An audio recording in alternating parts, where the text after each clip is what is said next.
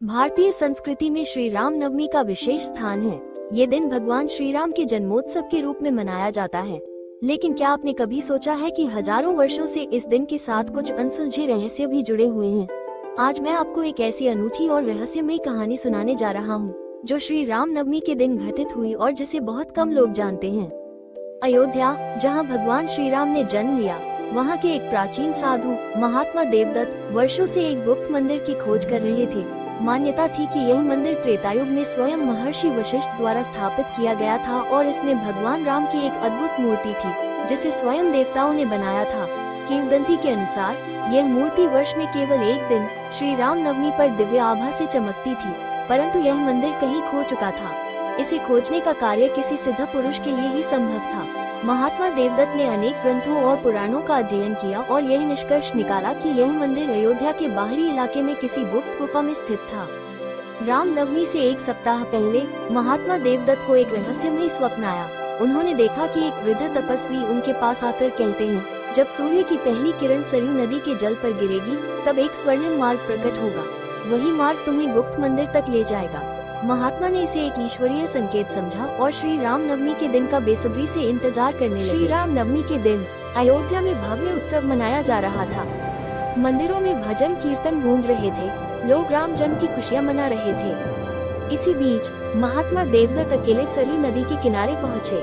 जैसे ही सूर्य की पहली किरण नदी के जल पर पड़ी, अचानक जल में एक सुनहरी रोशनी फैल गयी। कुछ ही क्षणों में एक संकीर्ण मार्ग नदी के तट से जंगल की ओर प्रकट हुआ। ये वही मार्ग था जिसका संकेत उन्हें स्वप्न में मिला था। महात्मा देवदत्त ने बिना संकोच उस मार्ग पर चलना शुरू किया। जैसे जैसे वे आगे बढ़ते गए, वैसे वैसे वातावरण अधिक रहस्यमयी होता गया। पक्षियों की चहचहाट बंद हो गई, हवा में एक दिव्य सुगंध फैल गई। मार्ग के अंत में उन्हें एक विशालकाय गुफा दिखाई दी। ये गुफा घने वृक्षों और बेलों से ढकी हुई थी, मानो कोई इसे छिपाना चाहता हो।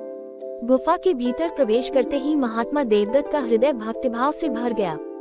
सामने एक प्राचीन मंदिर था, जिसकी दीवारों पर श्री राम के जीवन की अद्भुत मूर्तियां उकेरी गई थी।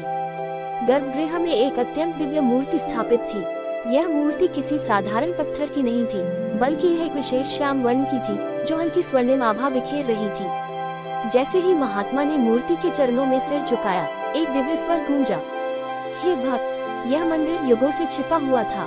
अब समय आ गया है कि यह फिर से भक्तों के लिए प्रकट हो। जाओ और इसे पुनः प्रकट करने की गुरत ने जैसे ही नगरवासियों को ये समाचार दिया, पूरा अयोध्या रोमांचित हो उठा। राजा और संतों की एक टोली ने मंदिर जाकर इसे देखा और श्री राम नवमी के दिन इसे पुनः प्रतिष्ठित करने का निश्चय किया। अगले वर्ष श्री राम नवमी पर इस मंदिर में भव्य उत्सव हुआ। जैसे ही राम जन्म के समय आरती प्रारंभ हुई, मूर्ति से एक दिव्य प्रकाश निकला और पूरा मंदिर इस प्रकाश से जगमगा उठा। उपस्थित भक्तों ने अनुभव किया कि स्वयं श्री राम का आशीर्वाद उन्हें प्राप्त हो रहा है। रहस्य का अंत या एक नई शुरुआत। आज भी यह मंदिर अयोध्या के एक रहस्यमयी स्थल के रूप में माना जाता है। कहा जाता है कि हर वर्ष श्री राम नवमी के दिन यहाँ एक अलौकिक प्रकाश प्रकट होता है, जिसे केवल सच्चे भक्त ही देख सकते हैं। क्या यह महज एक किंवदंती है या सच में कोई दिव्य शक्ति इस स्थान की रक्षा कर रही है?